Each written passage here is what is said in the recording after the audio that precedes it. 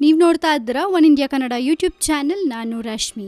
Shashikala Natarajan alias ಚಿನ್ನಮ್ಮ ಈಗ ಪರಪ್ಪನ ಅಗ್ರಹಾರದಲ್ಲಿ ಮುದ್ದೆ ಮುರಿತಾ ಕೂತಿದ್ದಾರೆ. ಅಕ್ರಮ ಆಸ್ತಿ ಪ್ರಕರಣದಲ್ಲಿ ಜೈಲು ಪಾಲಾಗಿರೋ ಶಶಿಕಲಾ ಅವ್ರಿಗೆ 4 ವರ್ಷ ಜೈಲು ಶಿಕ್ಷೆ ಅನುಭವಿಸಬೇಕಾಗಿದೆ. ಆದ್ರೆ ಪಾಪ ಶಶಿಕಲಾ ಅವರ ಗ್ರಾಚಾರ ಯಾಕೋ ಸರಿ ಇಲ್ಲ. ಇನ್ನು ಕರೆಕ್ಟ್ ಆಗಿ 1 ವರ್ಷನೂ ಆಗಿಲ್ಲ ಜೈಲ್ ಸೇರಿ, ಆಗ್ಲೇ ಪಾಪ ಅವ್ರ ತಲೆ ಮೇಲೆ ಇನ್ನೊಂದು ಕೇಸ್ ಬಂದು ಬಿದ್ದಿದೆ. ಇನ್ನು ಈಗ ಶಶಿಕಲಾ ಫೆರಾ ಕೇಸ್ ಅಲ್ಲೂ ಸಿಗಾಕೊಂಡಿದ್ದಾರೆ. ಫೆರಾ ಕೇಸ್ ಅಂದ ತಕ್ಷಣ ನಮ್ಗೆ ಫಸ್ಟ್ ನೆನಪಾಗೋದು ಶಶಿಕಲಾ ಅವರ ಸೋದರಳಿಯ ದಿನಕರನ್ ಕೂಡ ಫೆರಾ ಕೇಸಲ್ಲಿ 25 ಕೋಟಿ ರೂಪಾಯಿ ದಂಡ ಹಾಕಿಸ್ಕೊಂಡವರು. ಇನ್ನು ಶಶಿಕಲಾ ಅವರು ಕೂಡ ಇದೇ ಕೇಸಲ್ಲಿ ಈಗ ಸಿಗಾಕೊಂಡಿದ್ದಾರೆ. ಇನ್ನು ಜಾರಿ ನಿರ್ದೇಶನಾಲಯದ ಸೂಚನೆ, ಫೆರಾ ಕೇಸಲ್ಲಿ ಶಶಿಕಲಾ ವಿಚಾರಣೆ. ವಿದೇಶಿ ವಿನಿಮಯ ನಿಯಮಗಳ ಕಾಯ್ದೆ ಉಲ್ಲಂಘನೆ ಪ್ರಕರಣ ಶಶಿಕಲಾ ನಟರಾಜನ್ ವಿರುದ್ಧ ದಾಖಲಾಗಿದ್ದು ವಿಚಾರಣೆಗೆ ಹಾಜರಾಗುವಂತೆ ಜಾರಿ ನಿರ್ದೇಶನಾಲಯವು ಸೂಚಿಸಿದೆ. 2 ದಶಕಗಳಷ್ಟು ಹಳೆಯ ಪ್ರಕರಣವಾದ ಇದರಲ್ಲಿ ಶಶಿಕಲಾ ಮತ್ತಿತರರು ವಿಚಾರಣೆ ಎದುರಿಸಬೇಕು ಅಂತ ಮದ್ರಾಸ್ ಹೈಕೋರ್ಟ್ ಇತ್ತೀಚೆಗೆ ಹೇಳಿತ್ತು. ಆ ಹಿನ್ನೆಲೆಯಲ್ಲಿ ಜಾರಿ ನಿರ್ದೇಶನಾಲಯ ಸೂಚನೆ ನೀಡಿದೆ. ಶಶಿಕಲಾ ಮತ್ತು ಇತರ ಸಹ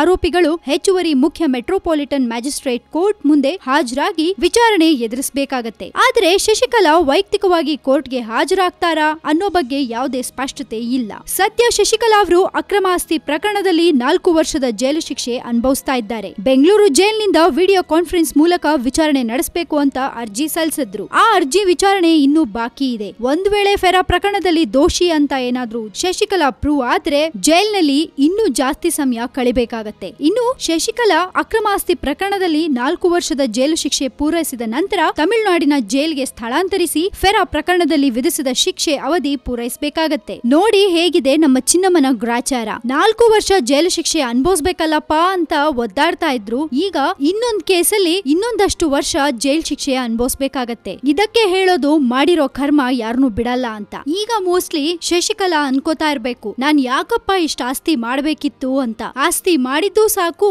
ಅನ್ಭವಿಸ್ತಾ ಇರೋದು ಸಾಕು ಅಂತ ಅನ್ಕೋತಾ ಇರ್ತಾರೆ. ಇನ್ನು ಶಶಿಕಲಾ ಇಷ್ಟೆಲ್ಲ ಆಸ್ತಿ ಮಾಡಿ ಏನ್ ಅನ್ಭವಿಸ್ತಾ ಇದ್ದಾರೆ, ಯಾಕೆ ಬೇಕಿತ್ತು ಇದೆಲ್ಲ ಅಂತ ಇವಾಗ ಅನ್ಸತ್ತೆ. ಇದ್ರ ಬಗ್ಗೆ ನಿಮ್ಗೇನಾದ್ರೂ ಹೇಳ್ಬೇಕು ಅಂತ ಅನ್ಸಿದ್ರೆ ಧಾರಾಳವಾಗಿ ನಿಮ್ಮ ಕಮೆಂಟ್ಸ್ ಅನ್ನ ನಮ್ಮ ಕಮೆಂಟ್ ಬಾಕ್ಸ್ ನಲ್ಲಿ ಹಾಕಿ ಕಳಿಸಿ. ಅಂಡ್ ಇನ್ನಷ್ಟು ಸುದ್ದಿಗಳಿಗೆ ನೀವು ಸಬ್ಸ್ಕ್ರೈಬ್ ಮಾಡಿ ನಮ್ಮ one India Kannada YouTube channel. ಜೊತೆಗೆ ಈ ನಮ್ಮ ವಿಡಿಯೋನ ದಯವಿಟ್ಟು ಲೈಕ್ ಮಾಡಿ, ಶೇರ್ ಮಾಡಿ.